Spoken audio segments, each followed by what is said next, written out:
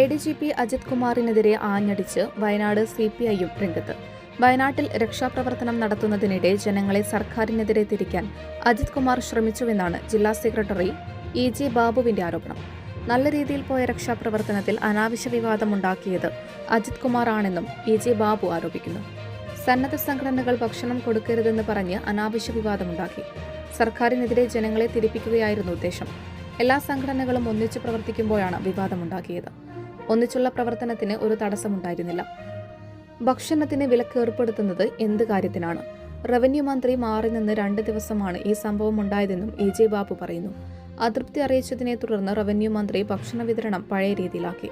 അജിത് കുമാറിന്റെ പല ഇടപെടലുകളിലും തങ്ങൾക്ക് സംശയമുണ്ടായിരുന്നുവെന്നും ജില്ലാ സെക്രട്ടറി കൂട്ടിച്ചേർത്തു. മലയാളിയുടെ ഭക്ഷണ താല്പര്യങ്ങൾക്ക് ഇനി പുതിയ സ്വാദ്. അൽദാൻ ലെബനീസ് കുബൂസ്.